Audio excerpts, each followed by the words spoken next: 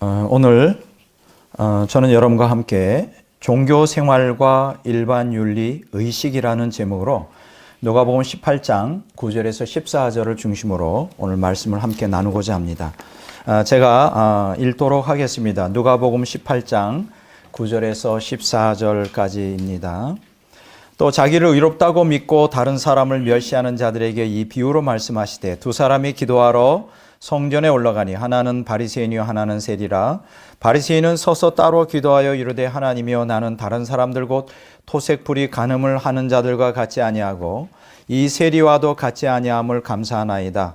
나는 일에 2번씩 금식하고 또 소득의 11조를 드리나이다 하고 세리는 멀리 서서 감히 눈을 들어 하늘을 쳐다보지도 못하고 다만 가슴을 치며 이르되 하나님이여 불쌍히 여기소서 나는 죄인이로소이다 하였느니라. 내가 너희에게 이르노니 이에 저 바리새인이 아니고 이 사람이 의롭다 하심을 받고 그의 집으로 내려갔느니라. 무릇 자기를 높이는 자는 낮아지고 자기를 낮추는 자는 높아지리라 하시니라. 아멘. 저는 오늘 여러분과 함께 매우 중요한 설교를 하려고 합니다. 왜냐하면 이 말씀을 오늘 여러분들이 정확하게 이해할 때 성경이 왜 그렇게 엄격한 완전한 신앙을 우리에게 요구하는지, 더 나아가서 신약 성경에서 왜 예수님은 십자가에서의 죽음, 그렇죠? 주님을 따르려면 십자가를 져야 된다고 그렇게 단호하게 말씀하시는지, 오늘 그것의 본질적인 문제를 이제 파악하게 됩니다. 근데 오늘 말씀이 너무나 어렵습니다. 왜냐하면 2000년 기독교 역사에서 이 주제로 다룬 분들이 많지가 않아요. 물론 우리의 믿음의 선배들이 본질적인 내용은 많이 다뤘지만 그 신학적인 측면에서 이 문제가 많이 다뤄지지 않고 있습니다. 예를 들어서 오늘 이 문제를 해결하기 위해서 우리가 다뤄야 될 그 3가지 중요한 주제들이 있습니다. 첫째는 뭐냐면 새 사람과 옛 사람의 관계성에 대한 것이고요. 두 번째로는 신앙생활과 종교생활의 그 차이에 대한 것이고, 또 세 번째로는 성경 윤리와 일반 윤리의 차이에 대한 거예요.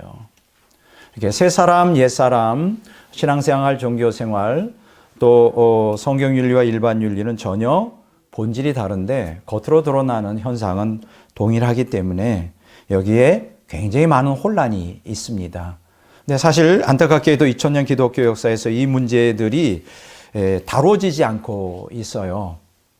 그래서 저는 오늘부터 몇 번에 걸쳐서 이 문제를 좀 심각하게 다루려고 합니다. 오늘 누가복음 18장 9절 14절에서 그 요절되는 말씀을 다시 한번 읽어보도록 그렇게 하겠습니다. 누가복음 18장 11절과 12절입니다. 바리새인은 서서 따로 기도하여 하나님께 이르되 하나님이여 나는 다른 사람들 곧 토색 불의 간음을 하는 자들과 같지 아니하고 이 세리와도 같지 아니함을 감사하나이다. 나는 일에 2번씩 금식하고 또 소득의 11조를 드리나이다. 이 말씀이에요. 자, 이제 들어가는 서원을 말씀을 드리겠습니다. 지난번에 저는 혹시 기억나시나요? 마태복음 5장 20절을 본문으로 천국에 들어가기 위해 필요한 의로움이라는 제목으로 설교를 하였어요. 그렇죠? 지난번 설교에서 예수님은 단호하게 말씀하십니다. 서기관과 바리새인보다 더 나은 의를 갖지 않으면 결코 천국에 들어가지 못한다. 자, 그러면 여기에서 서기관과 바리새인보다 더 나은 의가 뭘까요? 제가 지난번 설교에서 성화신앙이라고 말씀드렸어요. 성화신앙. 성화를 추구하는 신앙이다. 다른 말로 말하면 거룩한 성품, 그것을 우리 안에서 그 의로운 성품으로서 형성이 되어야 된다. 저는 여러분들에게 질문하고 싶어요. 여러분들이 예수 믿는 사람으로서 하나님의 거룩한 성품이 여러분 안에 자리 잡고 있나요? 이거 굉장히 중요한 것입니다. 우리는 단순히 그냥 예수님 믿으면 천국 간다 이렇게 생각하지만 성경 구체적으로 예수님을 믿는 내용의 본질을 다루고 있어요. 그게 뭐냐? 예수님을 믿는 사람이라면 그 안에 하나님의 성품, 거룩한 성품이 우리 안에 이식이 이제 거듭날 때 이식이 되는데 그게 자리 잡고 있느냐 하는 거예요. 그냥 거듭날 때 이식되는 것만 가지고 되지 않는다는 거예요. 왜냐하면 우리 안에 여전히 새 사람이 이식된다 할지라도 형성된다 할지라도 옛사람이 주도하기 때문에 옛사람을 밀어내고 거룩한 성품이 우리를 주도하고 있느냐, 그리고 그 거룩한 성품에서 품어져 나오는 의로운 행실을 열매를 맺고 있느냐, 이걸 지금 성경에서 계속해서 가르치고 있습니다. 그런데 불행하게도 서기관과 바리새인들은 이러한 거룩한 성품에서 나오는 거룩한 행실이 부재된 상태에 있었어요. 그러면 그들이 갖고 있었던 의로움이 뭘까? 바로 종교적 의와 도덕적 의였습니다. 예수님께서 지난번에 말씀을 통해 우리에게 전해주시고자 하는 메시지의 핵심이 뭐냐 하면, 바리새인들과 서기관들이 종교적 의와 도덕적 의를 갖고 있는데, 이 종교적 의와 도덕적 의는 거룩한 성품에서 나오는 거룩한 행실이 아니라고 하는 거예요. 그러한 인간의 종교적 본성, 하나님 형상대로 지음받은 인간이 가지고 있는 원래 생리적인 본성이 있어요. 그게 바로 종교성과 도덕성이에요. 바로 양심과 이성이라고 하는 두 축을 중심으로 하는 이것이 누구에게나 다 가지고 있는데, 바로 거기에서 인간은 종교적 의와 도덕적 의를 만들어내는데요. 그것은 거룩한 성품에서 나오는 게 아니라는 거예요. 그래서 서기관과 바리새인들은 종교적 의와 도덕적 의를 갖고 있었지만 그 의로는 절대로 천국 들어갈 수 없다는 것이 지난번 설교의 핵심이에요. 굉장히 충격적인 얘기죠. 이렇게 설교해도 못 알아듣는 분들이 대부분일 거예요. 왜냐하면 이런 말씀을 들어본 적이 없으니까. 2000년 기독교 역사 신학에서 다루어지고 있지 않으니까. 그럼 여러분들이 이런 반문을 하실 겁니다. 종교적 의와 도덕적 의로 서기관과 바리새인들이 구원받지 못했다면 이건 그들이 행위 구원을 주장하는 것이다. 그렇죠?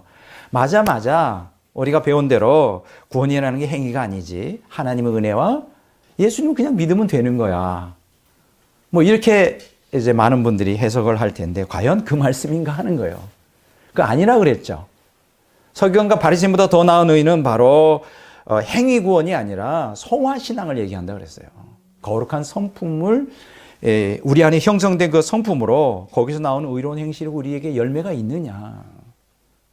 없다면 천국에 못 들어간다 이 얘기예요. 굉장히 충격적인 얘기입니다.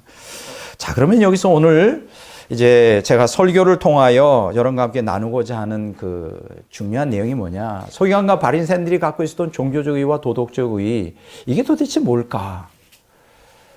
이 종교적 의와 도덕적 의가 굉장히 거룩한 성품에서 나오는 거룩한 행실하고 굉장히 유사성을 갖고 있어요. 겉으로 드러나는 현상으로는. 그러니까 많은 2000년 기독교의 성도들을 속입니다. 이걸 가지고 마귀가 많이 미혹을 해요. 그러니까 거룩한 성품에서 나오는 거룩한 행실에 근거한 신앙생활과 또 성경 윤리가 거기서 뿜어져 나오게 되는데, 그것 대신 대체물로서 종교적 의와 도덕적 의를 가지고 기독교인들이 교회 생활하도록 미혹하죠. 그럼 구원 못 받는 거예요. 자, 그래서 오늘 저는 바리새인들이 갖고 있었던 종교적 의와 도덕적 의가 도대체 무엇이며 왜 예수님께서는 그들이 구원받지 못한다고 선언했을까 하는 이 자세한 내용을 오늘 본문 말씀을 통하여 이렇게 여러분들에게 설명해 드리고자 합니다. 이 종교적 의와 도덕적 의에 대한 자세한 내용이 어디 나오느냐 하면 본문에 나와요. 누가복음 18장 9절에서 14절에 이제 기록이 되어 있는데, 자, 본문에 보면 참 놀라운 우리가 사실들을 발견하게 됩니다. 뭐가 놀라우냐? 바리새인들이 일주일에 몇 번 금식했느냐? 2번씩 금식했어요. 야, 저도 젊은 날 10대 말부터 20대 초중반까지 엄청 금식 많이 했죠. 3일 금식, 5일 금식, 7일 금식, 10일 금식, 밥 먹듯이 했는데, 그런데 바리새인들은 항상 일주일에 2번씩 금식해요. 여기에 기록된 바리새인은 특출한 게 아니에요. 모든 바리새인들이 다 그렇게 하는 거예요. 몇 번? 일주일에 2번 금식한다. 대단하죠. 그리고 여기 보면 소득의 11조를 드렸다 그랬어요. 우리가 보통 여기 소득의 11조라고 하면 우리가 버는 돈, 인컴, 수입의 11조를 얘기하기 쉬운데요. 그런 뜻이 아닙니다. 오늘 원어를 해석해 보면 소득의 11조는 게 자신이 소유한 모든 재산의 11조예요. 그러면 예를 들어서 내가 아파트가 5억짜리가 있다. 그러면 5천만 원을 11조를 드리는 거지. 그 쉽지 않잖아요. 그렇죠? 내가 가지고 있는 소유의 11조, 내가 수입의 11조가 아니라 이건 보통 쉬운 게 아닙니다. 그런데 바리새인들이 그렇게 했어요. 그리고 여기 보면요. 이게 굉장히 종교적인 의의를 가질 만하죠. 자, 그리고 여기 도덕적 의의로서는 참 기가 막힌 내용이 있는데 이 사람들은 또 뭘 안 했느냐? 토색을 하지 않았어요. 토색이라는 게 뭐예요? 남의 물건이나 남의 것을 강탈하는 거죠. 이게 강도죠, 강도. 토색, 불의를 행하지 않았어요. 그리고 간음도 행하지 않았어요. 자, 이 정도면 바리새인들이 굉장히 도덕적으로 바르게 살았다는 것을 우리가 알게 됩니다. 자, 그런데 아주 예수님께서 아주 충격적인 선언을 하십니다. 무슨 말씀을 하시느냐면 누가복음 18장 14절에 보면 바리새인은 하나님의 의를 얻지 못했다. 예수님이 선언하셔요. 여러분, 이런 글을 읽고 좀 이렇게 우리가 충격을 먹어야 돼요. 왜냐하면 바리새인들이 종교적으로도 일주일에 2번 금식하고 10의 1조 그냥 모든 재산의 11조를 드렸고 토색이나 불의나 간음을 행하지 않는 도덕적 일을 행했는데 그래도 하나님을 이루지 못했다는 거예요. 하나님의 의를 얻지 못했다는 건 하나님과 올바른 관계를 갖지 못했고 하나님의 거룩한 성품을 갖지 못했고 그로 인하여 천국에 들어가지 못했다 이거예요. 그럼 이런 질문을 할 거예요. 그럼 도대체 누가 들어갈 수 있는가? 이건 뭐 천국 들어가는 게 이건 거의 불가능한 상태 아닌가? 절망에 빠질 수도 있습니다. 그렇잖아요? 자, 그러면 제가 오늘 여기에서 왜 예수님이 이런 선언을 하셨는가를 제가 여기서 끄집어내려고 합니다. 왜 바리새인은 하나님의 의를 얻지 못했을까? 그들이 종교적으로 정말 열정적으로 살지 않은 것도 아니고 도덕적으로 바르게 살지 않은 것도 아닌데 왜 그들은 천국에 못 갔을까? 궁금하지 않아요? 결론부터 낼까요? 왜 그랬느냐 하면 바리새인들은 새 사람이 아닌 옛 사람을 따라 살았어요. 두 번째, 바리새인들은 옛 사람에서 우러나오는 신앙생활이 아닌 종교생활을 했어요. 세 번째로 이 종교생활을 하면서 인간과의 관계에서는 그들은 성경윤리가 아닌 일반 윤리를 따라 행했어요. 이게 오늘 제가 여러분들에게 드리고 싶은 중요한 내용입니다. 여러분, 새 사람이 아닌 옛 사람, 그리고 신앙생활이 아닌 종교생활, 오늘 성경윤리가 아닌 일반 윤리를 따라 살면 그거 가지고는 거룩한 하나님의 생명을 통하여 거룩한 성품, 하나님의 거룩한 성품을 통한 의로운 행실이 절대로 나올 수가 없어요. 하나님의 의를 얻을 수가 없습니다.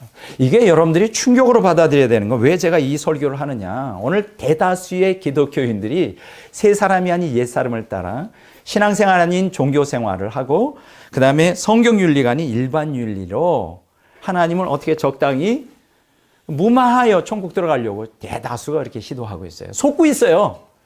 그러면서 자신들은 천국을 향해 가고 있고 신앙생활 참 잘하고 있고 하나님께서 인정하는 신앙을 갖고 있다고 아주 자부심을 갖고 있습니다. 그렇지 않나요? 제가 오늘 이 설교가 얼마나 중요한지 제가 말씀을 드리는 겁니다. 우리 교회 신교인들이 아직 크게 오해하고 있는 부분이 있어요. 뭔지 알아요? 마태복음 23장에 보면 예수님께서 서기관들과 바리새인들을 아주 심하게 질책한 내용이 나오죠. 거기서 제일 반복적으로 나오는 문구가 있어요. 화했을진저. 이게 화라는 게 뭡니까? 영어로 오라고 말하는 이게 저주예요, 저주. 쉽게 얘기하면 저주가 있다. 아니, 예수님께서 종교적으로 열정적으로 살아가는 그리고 도덕적으로 살아가는 서기관과 바리새인들에게 너희 저주가 있다 퍼붓는 거예요. 도대체 이해가 안 되는 거죠. 그러면서 더 심각한 얘기를 합니다. 너희들은 지옥의 판결을 받아 지옥에 갈 것이다. 그럼 이렇게 우리가 생각합니다. 아, 저들이 얼마나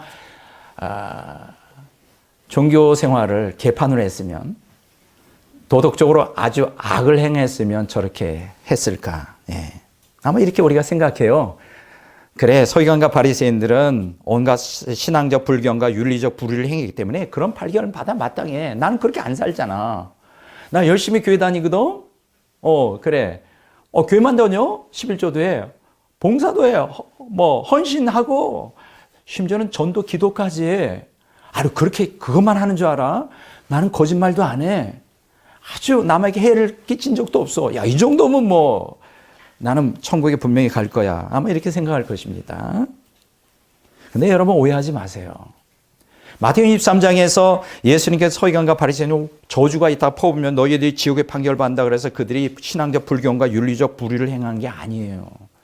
우리가 크게 오해하고 있는 것입니다. 예수님 당시에 저 사람들은 일반 백성보다 훨씬 차원 높은 종교적 삶과 도덕적 삶을 살고 있었어요. 예수님 당시의 서기관들은요, 이 사람들은 한마디로 말하면 그때 당시에는 인쇄술이 발달 안 됐기 때문에 모든 걸 다 성경을 필사해야만 됐어요. 그들이 얼마나 성경을 필사하고 성경대로 살려고 하는지 애를 쓰는 사람인지 우리가 그 기록들을 보면 다 알 수가 있습니다. 이들은요, 여호와라는 이름이 나오면요, 이렇게 그 쓰던 붓을 꺾어버리고 목욕을 제기하고 그 두려움으로 썼어요. 그 정도였어요. 서기관들이 성경을 다 외운다 그래서 그냥 베끼기만 하는 사람들이 아니라. 그래서 히브리어 사본은 오류가 하나도 없습니다. 헬라어로 된 신약 성경은 오류가 굉장히 많아요. 우리는 서기관의 그러한 정결하고 이 완벽한 이러한 깨끗함을 가지고 우리 신약의 헬라어 사본을 기록하지 않는데 히브리어 사본은 완벽합니다.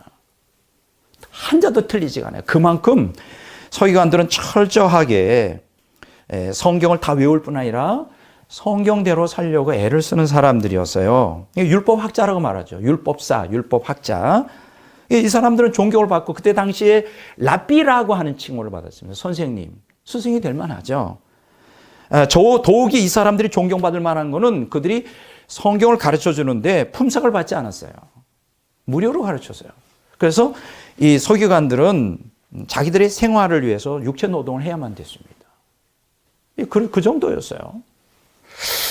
그런데 예수님께서 서기관들을 신랄하게 저주가 있다고 말하는 게 좀 이해가 잘 안 되죠. 예수님 약간 정신이 약간 이상한 거 아니야? 열받으셨나? 그건 아닙니다. 자, 두 번째 바리새인들을 보겠습니다. 바리새파라고 하는 이 바리새인들, 그 이름의 원래의 뜻이 구별된 자라는 뜻이에요. 분리주의자요. 이걸 좀 더 쉽게 말하면 경건주의자예요. 이 사람들은 부정하고 가증스러운 것으로부터 철저히 자신을 분리하여 정결하게 살아가려고 길을 썼던 사람들입니다. 여러분, 그래서 바울 사도가 바리새파 중에 바리새파라고 했어요. 사도행전 26장 5절, 빌립보서 3장 5절 6절에 보면 바울은 자신이 유대인일 뿐 아니라 바리새인으로 율법의 의로는 흠이 없는 자라고 했어요. 이게 무슨 얘기예요? 율법에 기록된 말씀을 철저히 지켰다는 거예요. 종교적 열정에 있어서는 타의 추종을 불허했고요. 도덕적 의의에 있어서도 대단히 죄를 짓지 않는 삶을 살았어요. 바울이 그랬어요. 그럼 바울만 그러냐? 아니에요. 그때 모든 바리새인들이 그렇게 살았습니다. 여러분, 바리새파가 어디에서 근원을 이뤘냐면 우리가 신구약 중간기를 보면 그때 당시에 마카비 혁명을 촉발했던 안티오코스 4세의 그 박해까지 올라갑니다. 이때 이제 안티오코스 4세가 유대교를 말살하고 이스라엘을 헬라화, 헬레니즘을 도입하기 위해서 이방의 모든 풍습을 다 들여올 때 많은 유대인들이 변절을 하고 배교를 할 때 그때 유독 한 집단만, 이 사람들이 이제 마카비 혁명의 근원이 되는데 한 집단만 그것을 반대하여 우리는 어떤 경우 목숨을 걸고 우리는 말씀에 순종하고 철저히 저 이방의 풍습을 받아들이지 않겠다고 한 무리가 있었어요. 그들은 스스로를 뭐라고 말하냐? 하시딤이라고 그랬습니다. 여러분, 이 하시딤이라는 게 히브리어에서 나온 것인데 이게 뭐냐면 경건이라는 뜻이에요. 경건하게 살겠다. 바로 이 바리새인들은 바로 이 하시딤의 후예들이에요. 그러니까 여러분, 예수님께서 마태복음 23장에서 화 있다, 뭐 온갖 뭐 그런 말을 하면서 너희들이 지옥 간다 그럴 때 서기관과 바리새인들이 뭐 종교적으로 뭐 불경하거나 또 윤리적으로 불의를 행했기 때문이 아니에요. 왜 그러면 예수님이 왜 그런 말씀하셨을까? 우리 이런 말씀에 충격을 먹어야 돼요. 충격적으로 받아들여야 된다고요. 우리는 그냥 적당히 성경을 해석하기 때문에 오늘날 신앙이 성경적이지 않고 자꾸만 하나님의 말씀을 오해하는 그런 방향으로 흘러가고 있죠. 그러니까 잘못된 기독교 신앙이 편만하게 지금 기독교를 망치고 있는 거예요. 자, 그러면 바리새인들은 왜 그런 정죄를 받았을까 하는 거예요. 바리새인들은 예수님 당시에도 하시딤의 후예답게 정결하게 살려고 노력했던 사람이에요. 근데 왜 예수님은 서기관과 바리새인들 향하여 탐욕과 방탕, 마태복음 23장 25절, 외식과 불법, 마태복음 23장 28절, 악독이 가득하다, 누가복음 11장 39절 이렇게 이제 막 평가를 하면서 지옥 형벌의 판결을 면치 못할 거로 선언했는가? 매우 충격을 받아야 되는 거예요. 단적으로 말해서 서기관과 바리새인들은 왜 그렇게 그랬을까? 예수님이 그 한 의도가 뭘까? 한마디로 말하면 겉으로 볼 때는 굉장히 종교적 의의와 도덕적 의의로 포장되어 있는데 그 본질은 뭐로 되어 있냐? 새 사람이 아닌 옛 사람의 근거를 둬. 그리고 그 옛 사람에서 나오는 성경 신앙 생활이 아니라 종교 생활을 하고 있어요. 또 그것과 더불어 인간과의 관계에서는 성경 윤리가 아닌 일반 윤리 의식을 가지고 행했기 때문에 예수님께서는 그 본질을 깨잖아요. 사람을 외모로 취하지 않잖아요. 그래서 그들에게 그런 엄중한 심판을 내리신 거예요.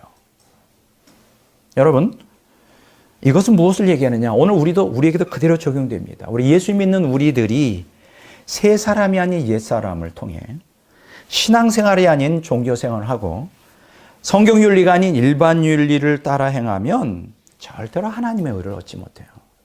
천국 못 가요. 네, 많은 기독교인들이 여기에서 혼란 가운데 빠졌어요. 새 사람과 옛 사람의 차이, 신앙생활과 종교생활의 차이, 성경 윤리와 일반 윤리의 차이에 대한 2000년 기독교 역사에서의 신학적인 이러한 연구가 없어요.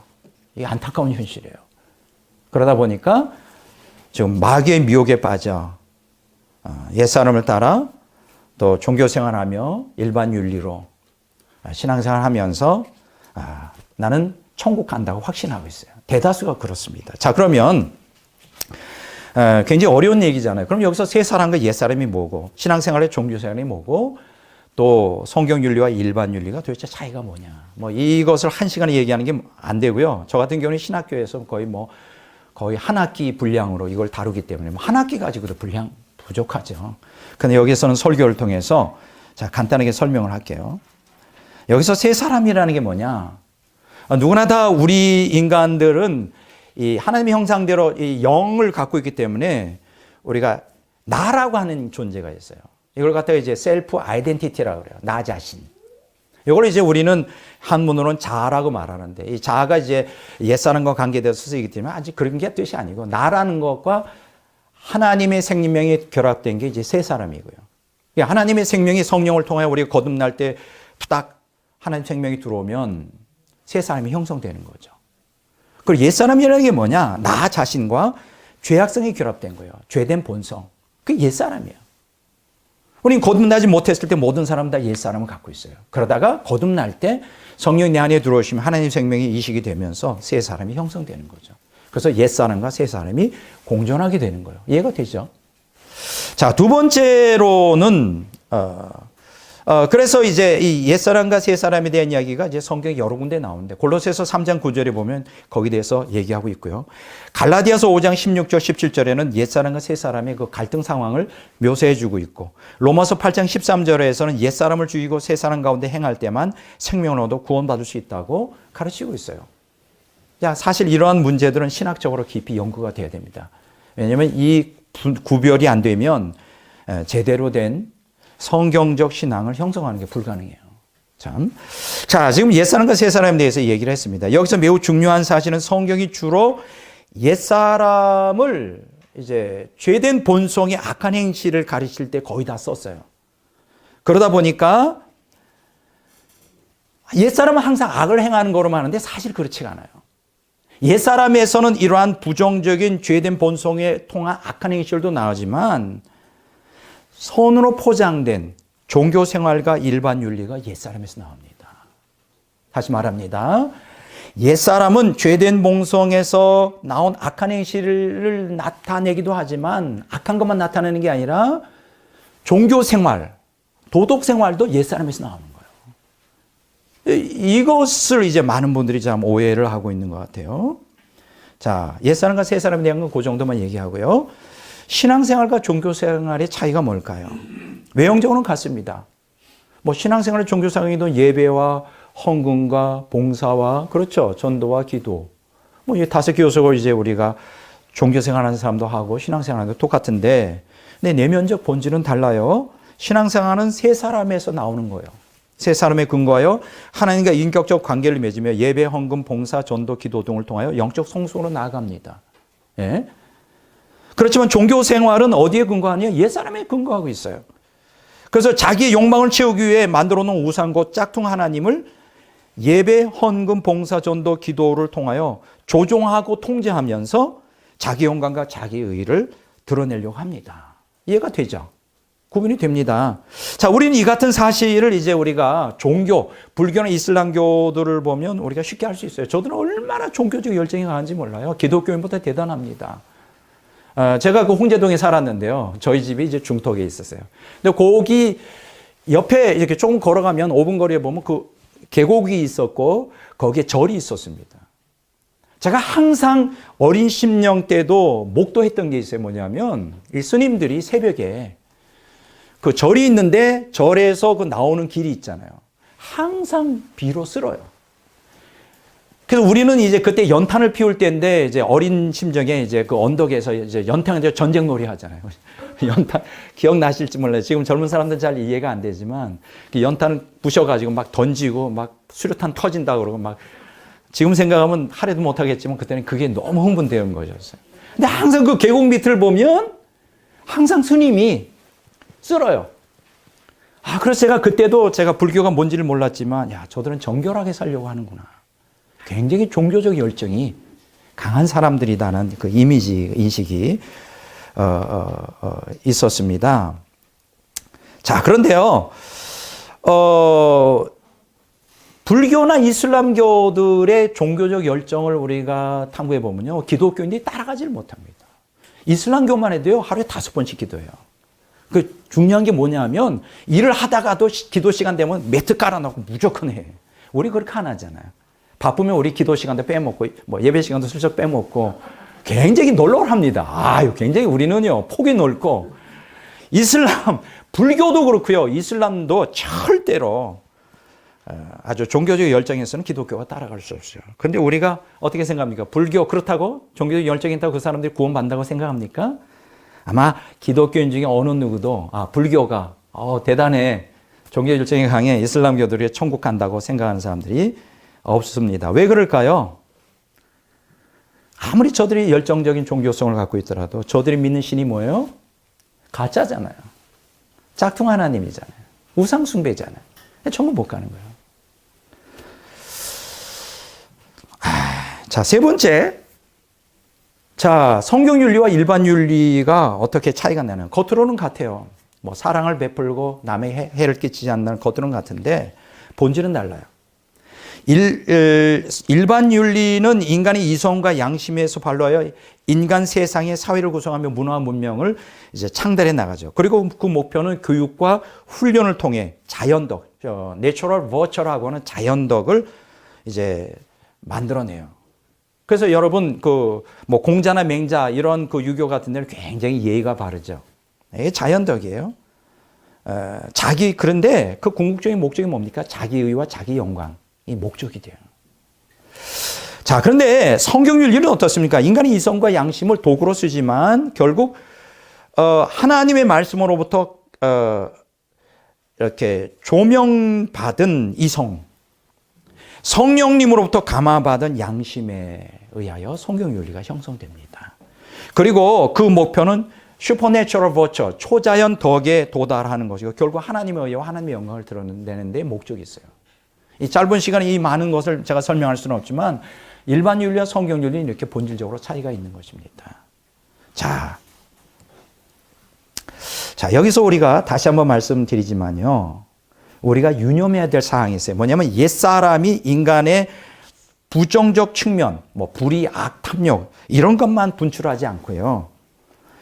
종교생활과 도덕생활이라는 긍정적 측면도 상출해낸다는 거예요. 옛사람에서 그게 나와요. 인간은 본질적으로 양심이 있어요. 이성이 있어요. 그래서 악만 행하지 않고 이성과 양심을 따라 나름대로는 선을 나타내요. 이게 옛사람에서 나오는 거예요. 자, 근데 이제 문제가 되는 게 이 긍정적 측면을 갖고 있지만 이런 종교생활과 도덕생활이 성령님으로 거듭나지 않아도 심지어 거듭났지만 옛사람을 따라서 살아도 심지어는 하나님과 인격적 관계를 유지하지 않고도 얼마든지 도덕생활과 종교생활이 가능하다는 거예요. 가능해요. 왜 그러냐? 인간의 종교성과 도덕성은 비록 인간이 타락했지만요. 하나님의 형상대로 지음받은 모든 인간들이 생내식으로 지니고 있는 선한 본성이에요. 본성이라고요. 문제는 인간이 자신의 타락한 본성을 인정하지 않고 종교생활과 도덕생활을 통해 구원을 추구한다는 데 있어요. 예. 자, 이런 종교생활과 도덕생활을 통해 인간은 종교적 의와 도덕적 의를 획득하여 구원을 받고자 시도를 한다는 게 문제가 돼요. 자, 이런 현상을 우리가 타종교에서 다 보는데 문제는 뭐냐? 지금 타종교 얘기하는 게 아니라 기독교인들도 똑같은 방식으로 구원을 추구한다는 거예요. 대다수가. 무슨 얘기인지 알겠어요? 타종교인들이 종교적 의와 도덕적 의로 구원을 추구하듯이 대다수의 기독교인들이 그렇게 하고 있어요. 이러한 종교적 열정도 도덕적 이러한 발음도 없는 사람들은 마지막 최후로 붙들기는 게 뭐냐? 막 살면서 예수님의 피. 이게 이제 하나님의 국률을 따라 예수님의 피만 의지하는 그런 사람들이 또 많이 있죠. 자, 오늘 모든 기독교인들은 타종교인들이 종교적 의와 도덕적 의로 구원받을 수 없다는 사실을 잘 알고 있으면서도 우리 기독교인들이 여전히 그 같은 방식으로 타종교인과 같은 종교적 의와 도덕적 의로 구원받으려고 해요. 근데 여기서 답을 얻겠습니다. 왜 서기관과 바리새인은 종교적 의와 도덕적 의를 갖고 있었는데 왜 그들이 저주를 받았느냐? 왜 그럴까요? 이 옛사람에서 나온 종교적 의와 도덕적 의는 우리를 죄와 마귀의 속박에서 건져내질 못해요. 이게 문제예요. 건져낼 수가 없어요. 그냥 사회생활하고 문화 문명을 창달하는 데는 전혀 문제가 없어요. 이런 게. 그러나 본질적인 죄와 마귀의 속박에서 이 옛사람의 근거한 종교생활과 일반 윤리, 이 고상한, 그렇죠?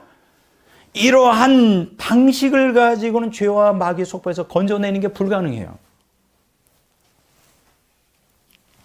이게 굉장히 중요한 것입니다. 오늘 제가 이 주제로 설교하는 것은 오늘 대다수 기독교인들, 특히 거듭났다고 하면서 한 번 은혜를 받고 한 번 성령을 받고 불받았다고 거듭났다고 하면서 여전히 옛사람에 근거하여 종교적 의와 도덕적 의로 구원을 추구하는 그 분들에게 제가 경고의 메시지를 증거하고 싶어요. 그렇게 신앙생활하면 천국 못 간다는 걸 말씀드리고 싶어요. 여러분, 오늘 대다수의 기독교인들이 서기관과 바리새인들처럼 심지어는 거듭난 신자조차 새 사람이 아닌 옛 사람에 근거하여 신앙생활이 아닌 종교생활하며 성경윤리가 아닌 일반 윤리를 행하며 교회생활을 하고 있어요. 대부분 다 그렇게 해요. 교회생활을 하고 있어요. 그러면 어떤 내용일까요? 그럼 다른 타종교인과 전혀 다를 바가 없어요. 이해가 되십니까? 자, 여러분 그러면 이렇게 여러분들이 반박할 거예요. 무슨 반박을 하냐? 타종교인들은 우상을 숭배하고 있잖아요. 거짓신을 믿잖아요. 근데 나는 성경에 계시된 인격적 하나님을 믿는다고요. 그리고 나는 거듭났어요. 불을 받았다고요. 은혜도 받았어요. 하나님 만났다고요. 만난 경험이 있다고요. 그래서 나는 지금 인격적 하나님을, 성경에 계시던 하나님 믿고 있는 거예요. 그게 어떻게 나를 갖다가 타종교의 종교적 의와 도덕적 의에 비교가 된단 말입니까? 이렇게 이제 반박을 하는 사람이 있을까요? 제가 분명히 말씀드리고 싶어요. 그런 분들에게. 만일 여러분들이 하나님의 은혜를 경험하고 성령의 이름으로 거듭났어도 그러면서도 여전히 옛사람을 철저히 죽이지 못하여 새 사람 가운데 행하지 못하고 옛사람을 죽이지 못하고 옛사람을 죽이기 위해 십자가의 좁은 길로 가지 못하고 여전히 탐욕을 따라 산다면, 그러면 여러분들이 하나님을, 인격적인 하나님 믿는다 그러지만 그 탐욕을 따라 옛사람에 근거하여 교회 생활을 하면 어떻게 될까요? 여전히 인격적 하나님을 관계를 맺을 수가 있을까요? 안 됩니다. 그러면 한때는 인격적 하나님을 만났다 하더라도 옛사람을 철저히 죽이지 않고 십자가의 좁은 길로 가며 탐욕을 죽이지 않으면 옛사람을 따라 신앙생활 하게 되면 종교생활로 변질이 되는데 짝퉁 하나님을 섬기게 돼요. 이게 잘 이해가 안 될지 몰라요. 아니, 나 인격적 하나님 만났는데 무슨 짝퉁 하나님의 우상이에요. 여러분, 옛사람이 근거하여 여러분들이 자기 이유와 자기 영광을 추구하는 자기 탐욕을 도구로서 하나님을 쓰려고 할 때 하나님이 거기 이용당할까요? 관계성이 끊어지죠. 여러분, 인간도 그렇지 않습니까? 내가 어떤 사람과 인간관계를 맺는데 그 사람이 나를 이용하려고, 악용하려고 그러면 관계 끊죠. 우리가 하나님을 이용하여 내 욕망을 채우려고 종교적 의를 가지고 하나님께 접근할 때, 그러면 인격적 하나님이 우리를 대해 주시겠어요? 아니에요. 그때부터는 하나님과 관계성이 끊어지고 그 대신 누가 대체됩니까? 짝퉁 하나님이 대체돼요. 우리가 이름으로는 여호와 하나님을 믿지만 디도서 1장에 있는 말씀 중에 입술로는 하나님을 시인하지만 행위로 부인을 하는지, 가증한 자라 그랬어요. 그럼 우리가 옛사람을 따라 우리가 교회 생활을 하면 어떻게 될까요? 순식간에 짝퉁 하나님으로 대치돼. 내가 마치 하나님을 조종하는 것 같지만 그 내가 조종하는 하나님은 인격적 하나님이 아니에요. 내가 만들어 놓은 우상이에요. 여호와 하나님이란 이름으로 포장을 그럴듯하게 한, 하나님이라는 이름으로 포장한 우상이에요. 예수님이라고 우리가 믿고 하지만 그건 예수님이 아니에요. 예수님으로 포장된 우상이에요. 이게 굉장히 중요한 얘기입니다. 그래서 여러분들이 거듭나고 인격적 하나님을 만났다 그래서 그게 지속되는 게 아니에요. 여러분들이 인격적 하나님과 계속 동행을 하고 그분과 함께 이 땅에서 하나님의 생명으로 거룩하게 되는 성품으로 성화되려면 끊임없이 옛사람을 죽여야 돼요. 끊임없이 자기를 부인하지 않으면 내가 믿는 하나님은 어느 순간에 짝퉁 하나님으로 대체되어 있어요. 우상을 숭배하고 있는 거예요. 오늘 많은 기독교인들이 하나님 믿습니다. 예수님 믿습니다. 그런데 그들이 믿는 하나님과 예수님이 짝퉁 하나님이요, 짝퉁 예수예요. 진짜 예수님이 아니에요. 하나님은 만홀히 여김을 받지 않습니다. 예수님도 만홀히 여김을 받지 않아요. 무슨 얘기인지 좀 이해가 되십니까? 여러분들이 정말로 인격적 하나님을 끊임없이 관계를 유지하고 섬기려면 옛사람을 철저히 부인하고 하나님의 주권을 인정해야 돼요.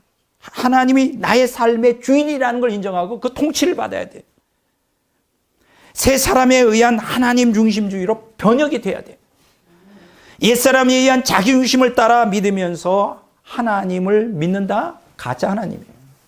이해가 되세요? 그건 짝퉁 하나님이라고. 매우 충격적이지 않아요? 굉장히 오늘 제 설교를 굉장히 충격으로 받아들여야 돼요. 그럼 나는 지금까지 가짜 하나님 믿고 있었던 거예요? 가짜 하나님이죠. 내 욕망을 따라 내가 편하게 변질시킨 그 하나님. 가짜예요, 가짜. 그건 성경에 계시는 하나님은, 만약 여러분들이 성경에 계시는 인격적 하나님, 정말로 우리를 창조하고 구원하신 그 하나님을 믿는다면 그건 당연히 여러분의 삶의 주인으로서 통치권이 내게 있는 게 아니라 주님께 있어야 돼요. 그 사람이 진짜 하나님 믿느냐, 짝퉁 하나님 믿느냐, 뭘 가지고 분별해요? 보면 알아요. 여전히 자기 중심주의로 자기 욕망을 따라, 그렇죠, 자기 영광을, 자기 의를 위하여 살아간다. 자기가 인생의 주인인 양 하나님 노릇한다. 그러면 그는 이미 짝퉁 하나님 믿고 있는 거예요. 진짜 여러분들이 인격적으로 살아계신 하나님 믿는다면 예수님이, 하나님이 나의 주인이라는 걸 고백할 뿐 아니라 그렇게 살아가는 거예요. 네. 그거 보면 금방 알아요. 여러분, 이 부분에 대하여 제가 지금 설명하는 것을 우리가 성경을 읽을 때 거기에 대한 확실한 증거가 있어요. 정말 이제 우리가 성경 전체를 보면 때때로 이해가 잘 안 되는 부분들이 많아요. 뭐 아까 예를 들은 대로 서기관과 바리새인들을 막 저주를 받으라, 저렇게 종교적으로 도덕적으로 바르게 산 사람들 향해 그렇게 저주를 퍼부은 것도 이해가 잘 안 되잖아요. 또 우리가 구약 성경을 보다 보면 참 이해가 안 되는 부분이 있는데 이런 부분이죠. 여러분, 출애굽기 32장에 보면 정말 이해가 안 되는 부분이에요. 뭐냐 하면 출애굽 당시의 이스라엘 백성들은 여러분들이 성경을 읽어보면 그 어떤 이스라엘 역사보다도 하나님을 깊이 경험합니다. 그렇죠? 살아계신 하나님을 그렇게 깊이 경험한 민족인데 순식간에 우상을 숭배해요? 아마 기독교인들도 그러지는 않을 거예요. 근데 성경에 보면 그게 나와요. 우상을 숭배했다고. 출애굽기 32장 1절 8절에 보면 출애굽 전후 하나님의 구원을 극적으로 경험한 이스라엘 백성들이 모세가 산에 하나님을 만나러 간 사이에 송아지 형상으로 우상을 만들어 숭배하였다는 사실이 기록되어 있어요. 정말 이해가 안 됩니다. 매우 충격적인 것은요, 이스라엘 백성이 송아지 우상을 여호와 하나님과 동일시해요. 헷갈려. 그 우상이, 송아지 우상이 여호와라고 또 말해. 우리도 그런 것 같지 않아요? 헷갈려. 짝퉁 하나님과 내가 믿는 하나님이 헷갈려, 자꾸만. 이스라엘 백성들은 그랬어요. 자신들을 애굽에서 인도하여 낸 신이라고 그 송아지 우상을 갖다가 또 여호와라고 또 헷갈리는 거예요. 그럼 여기서 한 가지 질문이 있습니다. 왜 이스라엘 백성들은 여호와 하나님과 송아지 우상을 혼동했을까? 잘 보세요. 출애굽기 32장 이전의 스토리를 한번 보세요. 저들은 출애굽기 7장에서 12장에서 10가지 재앙을 경험하면서 하나님의 심판을 목도했어요. 살아계신 하나님을 경험했습니다. 그렇죠? 출애굽기 14장에서 보면 홍해가 갈라지는 기적을 경험했어요. 놀라운 거 아니에요. 홍해가 갈라지. 와, 하나님 살아계시다. 그 다음에 홍해에서 시내산까지의 여정을 기록한 출애굽기 15장 22절에서 18장 27절에 보면 쓴물이 단물로 되는 기적, 또 만나와 메초리아기가 떨어지는 기적, 반석에서 물이 터져 나오는 기적, 어마어마한 것이죠. 눈으로 직접 봤어요. 몸으로 체험했다고. 가장 결정적인 것은요, 출애굽기 19장에 보면 이 출애굽한 사람들이 시내산 앞에 다 모이게 됩니다. 그것까지 이동해요. 그런데 여러분들이 출애굽기 19장에 보면 시내산에 막 전체가 막 움직이며 진이를 하며 막 번개가 반짝반짝하면서 천둥 소리가 나면서 하나님이 강림하십니다. 이스라엘 전체 백성들이 발발발 떨면서 하나님은 살아계십니다. 막 고백하지 않을 수가 없죠. 여러분이라면 어떻게 할 것 같아요? 그럴 것 같죠? 하나님이 여기 영광에 광하게 임하면 아무도 하나님을 부인할 자가 없어요. 자, 그런 놀라운 경험을 했는데요. 이제 출애굽기 20장에서 31장까지 보면 이제 그 시내산에서 그러한 놀라운 경험을 하고 하나님과 언약을 맺은 이스라엘 백성에게 모세가 십계명과 성막 건축에 대한 계시를 받게 시내산에 올라가는 내용이 나옵니다. 그게 이제 출애굽기 20장에서 31장까지의 이야기인데, 자, 문제는 모세가 하나님께 계시를 받기 위해서 올라간 사이에 그게 출애굽기 32장 1절에서 8절에 사건이 터져요. 뭡니까?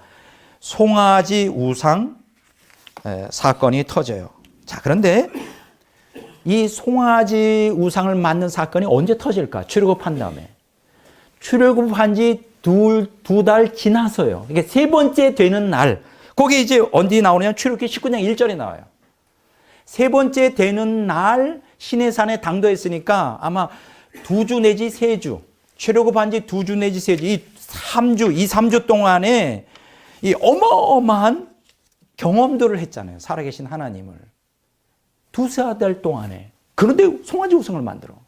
이해가 됩니까? 여러분들이 한번 우리가 빗대어 봅시다. 여러분들이 은혜를 어마어마하게 받아. 이스라엘 백성처럼. 하나님 막 환상이 열리고 불이 임하고 하나님 은혜가 쏟아져나요. 성령의 충만을 받아요.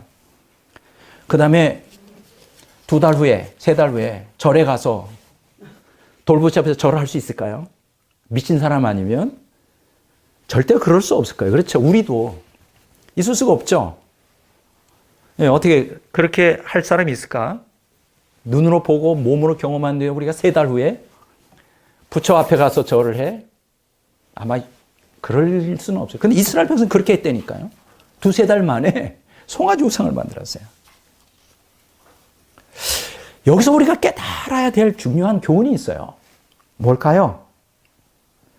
우리가 아무리 하나님의 은혜를 경험하고 우리가 아무리 성령님을 체험하여 살아계신 하나님을 만났다 할지라도 더욱이 하나님의 생명으로 거듭났다 할지라도 옛사람과 탐욕을 십자가에 못 박아 철저히 죽이지 않고 지속적으로 죽이기 위해 십자가의 좁은 길로 가지 않으면 출애굽 전으로 하나님을 깊이 경험했던 이스라엘 백성들이 그랬던 것처럼 송아지 우상과 같은 짝퉁 하나님을 진짜 하나님으로 착각하여 섬길 수 있다는 거예요. 이해가 되세요? 섬길 수 있어요. 이스라엘 백성들이 바보라 송아지 우상을 여호와로 착각했겠어요? 그러니까 한마디로 말하면 하나님을 강하게 경험했던 이스라엘 백성들이 옛사람을 포기를 안 한 거예요. 신앙생활보다 종교생활을 하면서 성경윤리가 아니라 일반윤리로 캄프라치에서 어떻게 적당히 퉁칠까 하나님을 속여가지고 그러다가 실패한 거죠. 굉장히 중요한 얘기입니다. 만약 여러분들이 짝퉁 하나님이 아닌 살아계신 인격적 하나님을 지속적으로 섬기고 싶다면 여러분이 인생 주도권을 빨리 포기하세요. 내려놔야 돼요. 하나님. 죽든지 살든지요.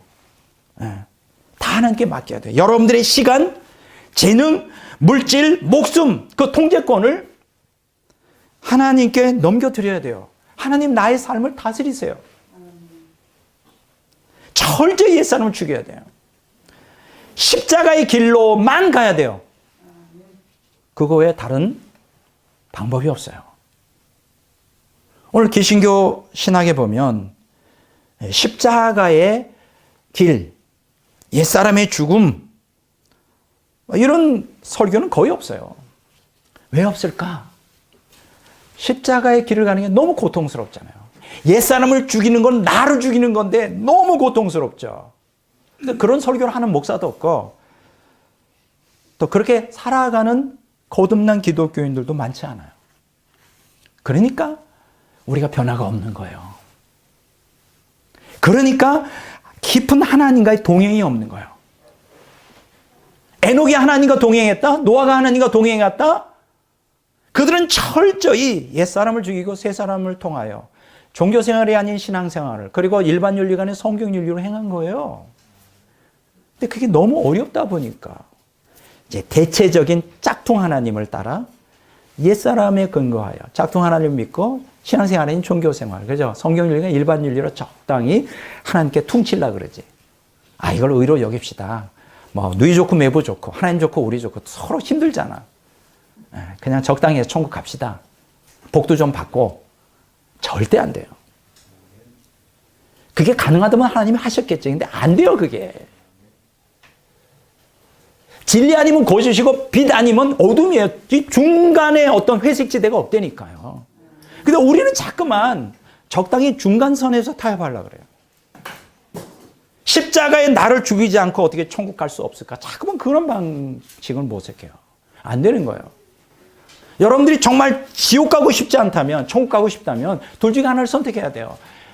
옛사람을 죽여야 돼요. 철저히 여러분의 인생의 주도권을 하나님께 드려야 돼요. 그렇지 않으면 절대 천국 못 가요. 아마 여러분들은 이렇게 생각할 거예요. 우리 개신교인들은 이스라엘 백성들처럼 나무나 돌과 철로 만든 우상 숭배를 하지 않아. 이 성경을 우리가 구약성경 읽어보면 북이스라엘과 남유다가 우상 숭배 때문에 멸망했다 그러는데 거기 안도하죠. 나는 절에도 안 가고 돌보쳐 안 섬기잖아.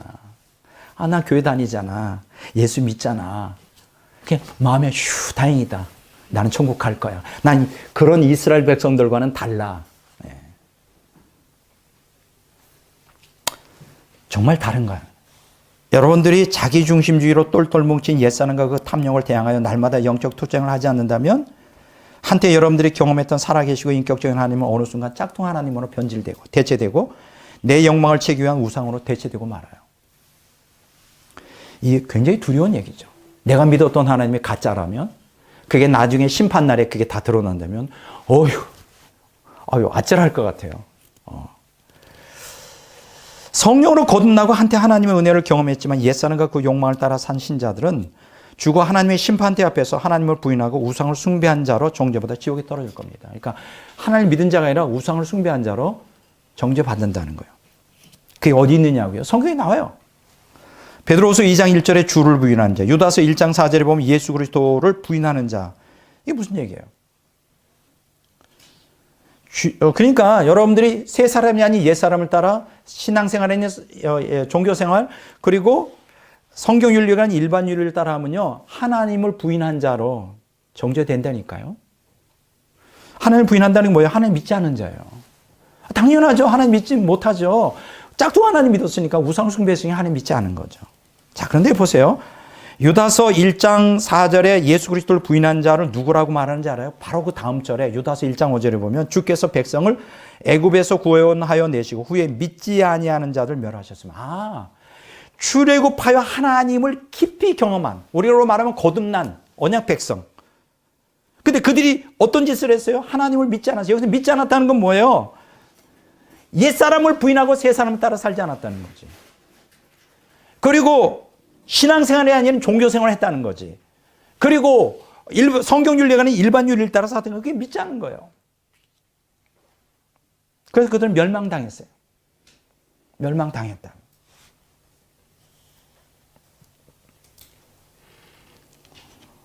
이것을 오늘 기독교인들이 그대로 적용돼요.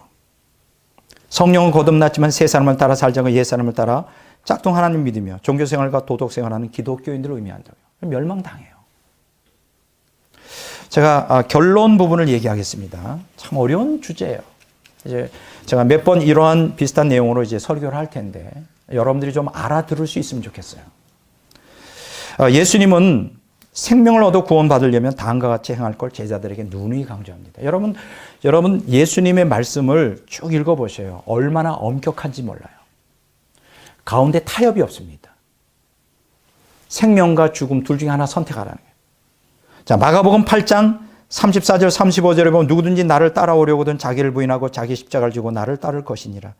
누구든지 자기 목숨을 구원하고자 하면 잃을 것이요 누구든지 나와 복음을 위하여 자기 목숨을 잃으면 구원하리라. 쉽게 얘기하면 구원받으려면 십자가를 지고 너를 부인하고 자기 목숨을 잃어버릴 정도로 나를 따르라. 여기서 자기 혹은 자기 목숨이 뭘까? 옛사람이죠. 옛사람을 철저히 죽여라. 그러면 구원을 받을 것이다. 아니면 멸망할 것이다. 기독교인들이 하는 얘기예요. 여러분 철저히 옛사람을 부인하고 죽일 때만 생명과 구원을 얻을 수 있어요. 왜 예수님께서 이렇게 엄격한 말을 했는지 조금 이해가 되시는지 모르겠어요. 예수님 말씀을 읽다 보면 이렇게 숨이 막히는 것 같지 않아요? 여러분 너무 은혜됩니까? 이거 진리야. 바로 내가 기다리던 말씀이야. 내가 생각할 때 별로 그런 사람 없을 거예요. 불 받는 건 좋아하고 은혜 받는 건 좋아하는데 예수님 말씀에 그 엄중한 말씀을 들으면 숨이 탁탁 막혀. 그게 적당히 넘어가지. 못 읽은 것처럼, 안 읽은 것처럼. 적당히 넘어가고 그 대신 대체하지. 교회 생활로. 그냥 종교생활 열심히 하는 거. 그 대신. 종교생활 할 수 있어요. 하나님 사랑하지 않고 이웃사랑하지 않고도 종교생활 할 수 있어요. 도덕적으로 살 수 있어요. 그거로 대체하는. 종교적 의와 도덕적 의로 예수님이 하신 말씀은 종교적 의와 도덕적 의가 아니라 너 자신의 옛사람을 죽여라 이거예요. 근데 그게 너무 힘들어 옛사람을 죽이는 게. 나를 부인하는 거잖아요. 인간이 옛사람의 욕망의 덩어리인데 그걸 어떻게 죽이는 거예요. 그게 힘들거든.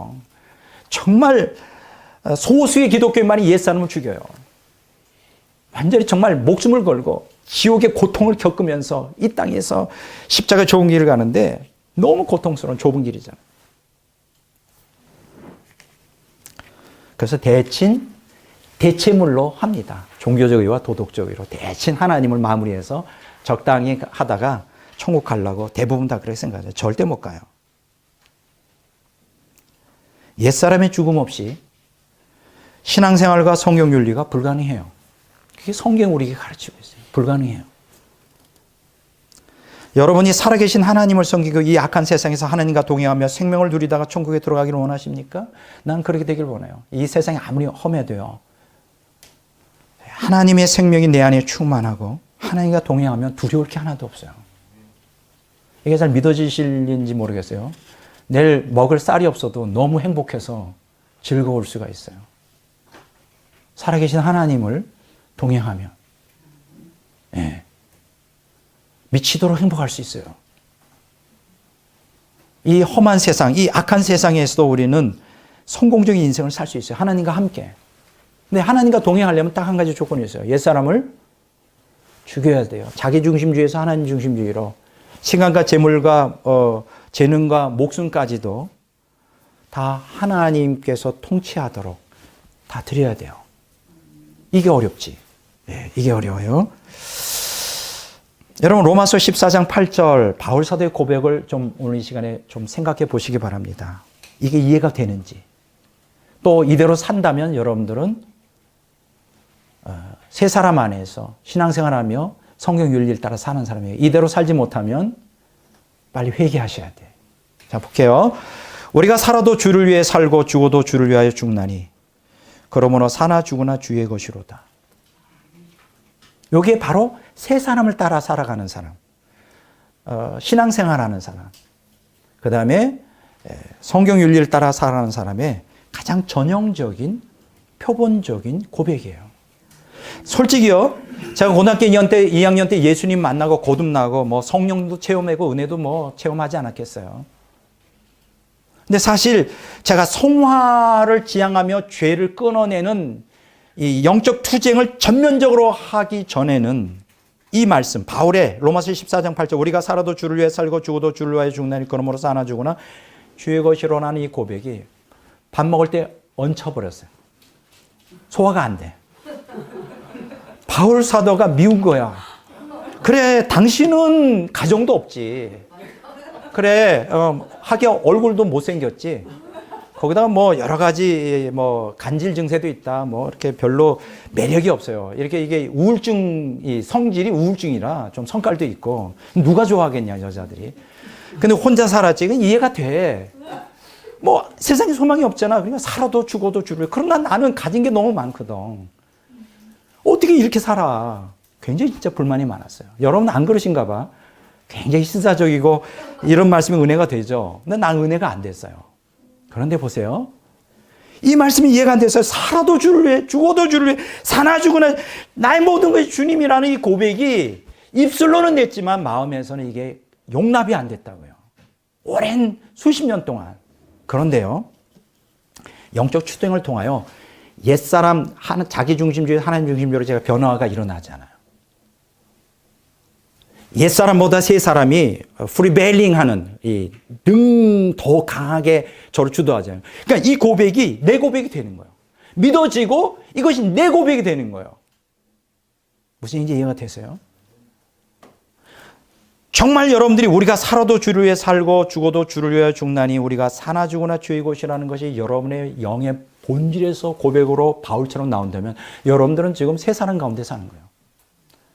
여러분들은 종교생활, 신앙생활 그리고 일반 윤리관 성경 윤리를 따라 천국을 가고 있는 거예요. 근데 이것이 계속 불편하다. 빨리 회개하셔야 돼요. 왜 나는 안 돼요? 왜 나는 안 되는 거예요? 이 고백이.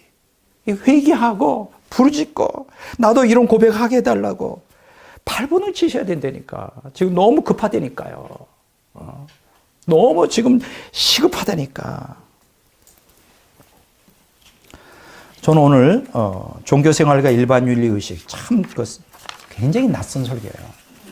낯설기 때문에 어렵습니다.